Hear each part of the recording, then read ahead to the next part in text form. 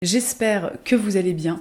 Le mois d'avril est déjà terminé, alors c'est quand même marrant parce que ça passe très vite et à la fois ça ne passe pas du tout. Je vais commencer ces favoris avec des consommables alimentaires. Alors je sais pas ce qui m'est arrivé là pendant ce mois d'avril, mais alors je me suis mise à avoir des envies de chocolat noir, mais from out of nowhere, tu vois, qui sortaient vraiment de absolument nulle part. Alors bon, je me dis peut-être je suis carencée en magnésium.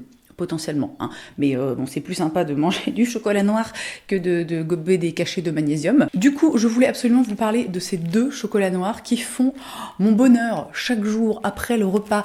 Donc le premier, c'est le dégustation noire Costa Rica, un chocolat noir rond et équilibré.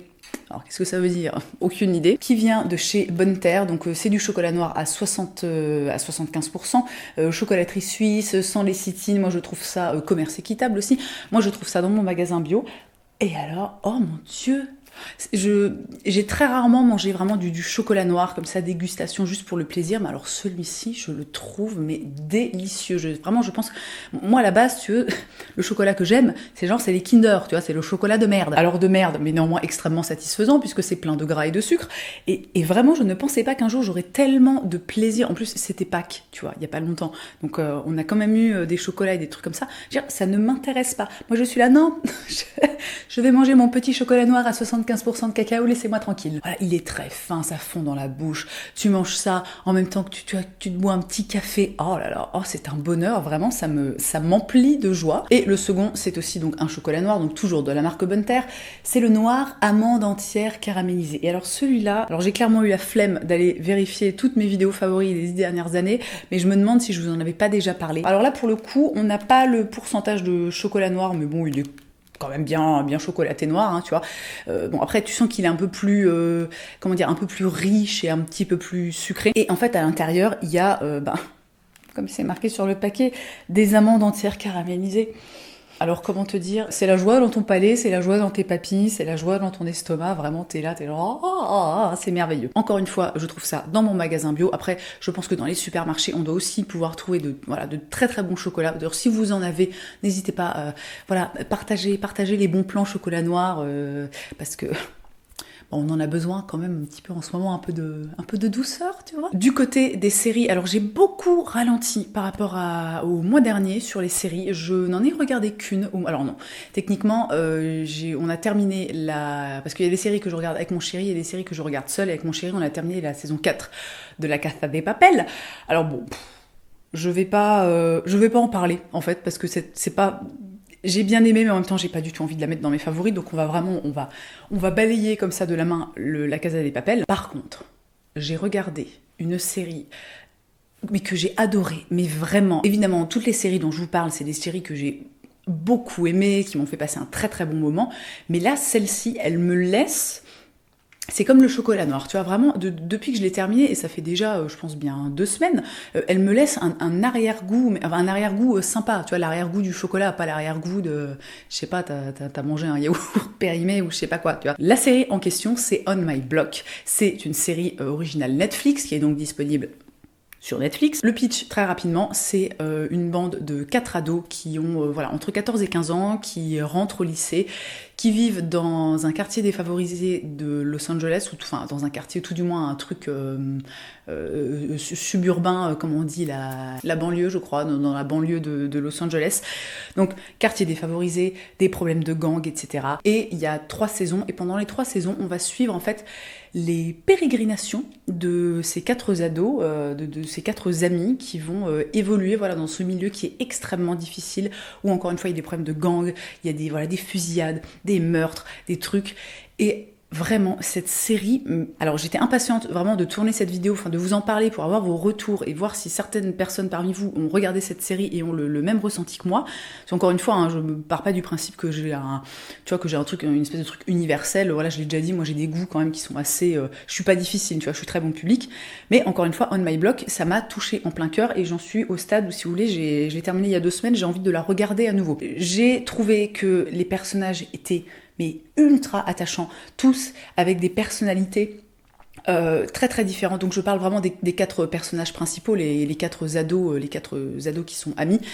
Donc des personnalités très très différentes et en même temps il y a une espèce de, il y a une vraie profondeur en fait chez ces personnages. C'est une série. Alors j'ai pas précisé, mais la première saison, je trouve, c'est vraiment pas la plus réussie, tout du moins vraiment la grosse première partie. Moi, j'ai dû m'accrocher un petit peu parce que, en fait, c'est une série qui est vraiment mi-dramatique, mais vraiment genre dramatique, dramatique, tu sais, où tu chiales et tout. Hein, tu vois, moi, vraiment, je me suis tapé des crises de larmes pas possibles en regardant cette série. Donc, c'est mi-dramatique et mi...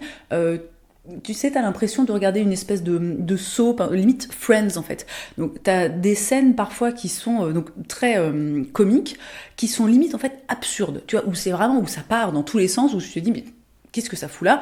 Et j'ai trouvé en fait que dans la première saison, l'équilibre entre le côté tragique et le côté absurdo-comique était un peu trop...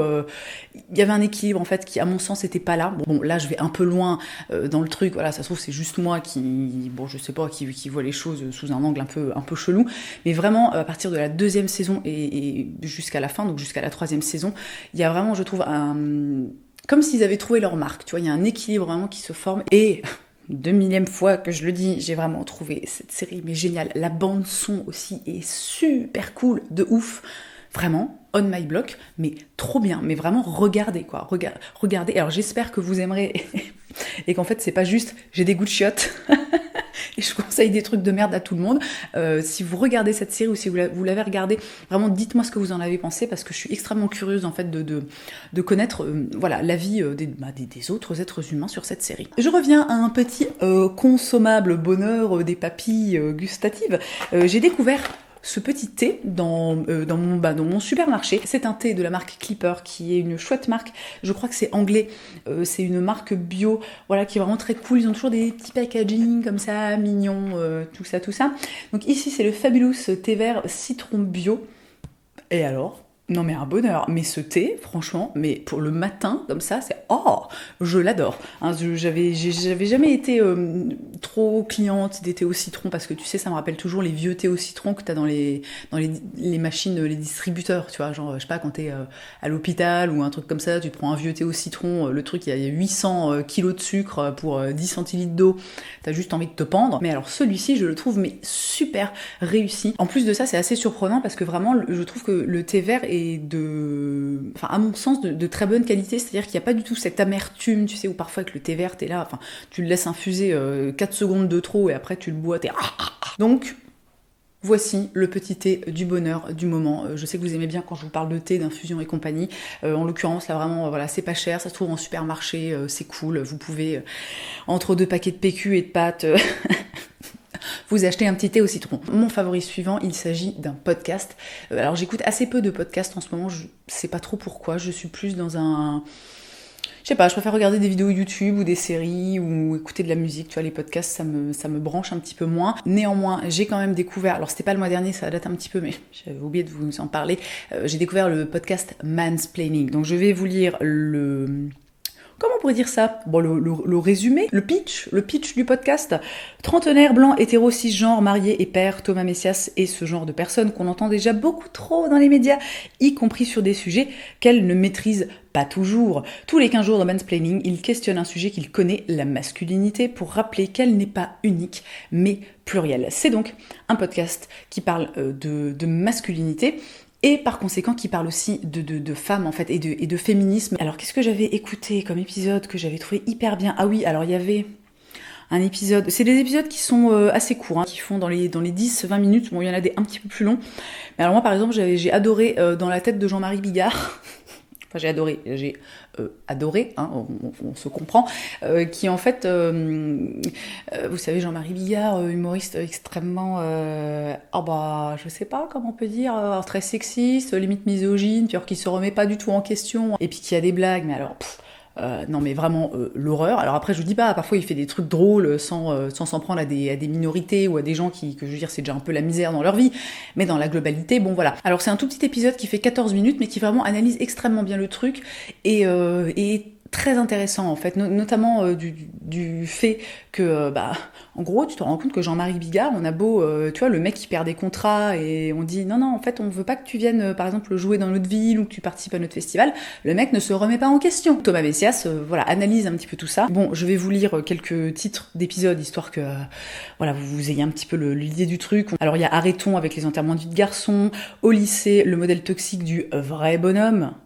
Je suis un homme, 3 chansons qui se trompent sur les hommes. Les gars, n'ayez pas peur des règles. Dans Top Chef, le féminisme va se faire cuire un œuf. Donc ça vous donne dans la globalité un petit peu l'esprit du truc et je trouve que c'est vraiment un podcast qui est hyper bien foutu, hyper bien pensé.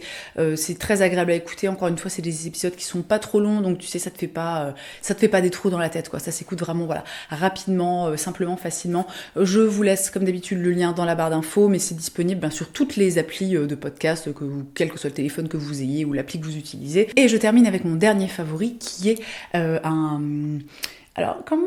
Putain, est-ce que j'ai du chocolat sur la bouche ? Non, j'ai juste les lèvres sèches, tout va bien. Je vous en avais parlé dans ma vidéo bilan et objectif de 2020. Moi vraiment, là cette année, je m'étais dit, il va falloir que je me mette au sport vraiment.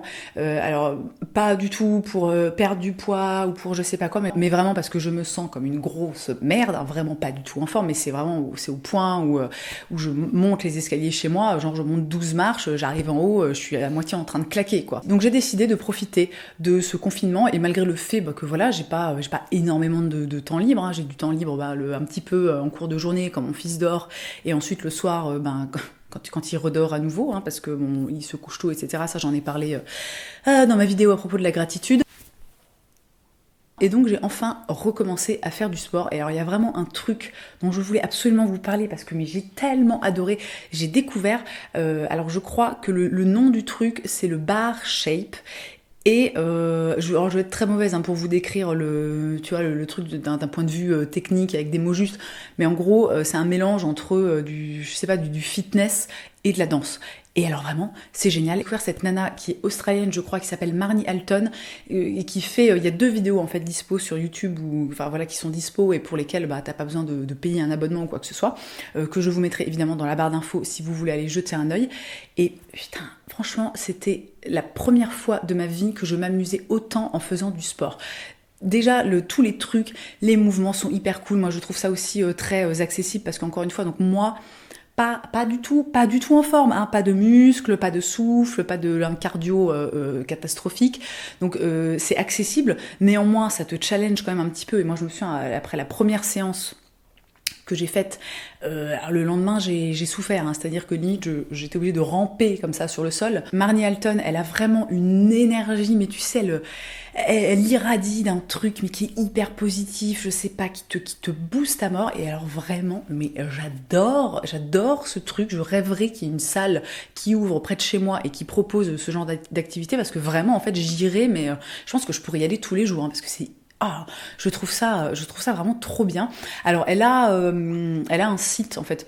Tu peux faire un abonnement et accéder à des vidéos, mais alors je crois que c'est genre 40 balles le mois. Et en mois, si vous voulez, ça fait genre peut-être un mois et demi que je fais du sport. Je vais pas commencer à payer des trucs à 40 balles. Moi, je reste sur les trucs gratuits, hein. D'autant plus que quand même maintenant avec YouTube et même les applications sur les téléphones, tu peux quand même, en fait, tu peux faire du sport vraiment bien et plein de trucs différents, en fait, gratos pour rien du tout, quoi. Et vraiment, je voulais vous en parler parce que, je sais pas, moi, ça a fait comme j'étais là, waouh, mais c'est trop bien, mais je me suis trop amusée et j'ai pas vu le temps passer, alors que d'habitude, quand je fais des séances de sport qui sont un peu longues, parce que là, ça fait, je crois, 30 et 45 minutes, moi, au bout d'un quart d'heure, je suis là, enfin, tu sais, je me fais chier à mourir, quoi. J'ai un putain, quand est-ce que ça se termine? Alors, j'essaie de finir le truc par acquis de conscience. Donc voilà, je voulais vous en parler parce que peut-être que ça vous plaira autant qu'à moi et auquel cas ce serait très bien. Et puis si ça vous plaît pas et si vous n'avez pas envie de faire de sport, ça c'est un truc que je dis souvent sur Instagram, en fait on n'est pas obligé, hein. Encore une fois, hein, le confinement, t'es pas obligé de faire tous les jours des cookies et du sport et machin et de faire 8000 activités avec tes gamins. Si t'as juste envie de rester en pyjos à regarder Netflix, tu as le droit. J'ai fait le tour de ces favoris, comme d'habitude, j'espère que ça vous aura plu, j'espère que ça vous aura permis de faire de jolies découvertes. Merci d'avoir passé ce moment avec moi, je vous souhaite une très belle journée, je vous embrasse et je vous dis à la prochaine.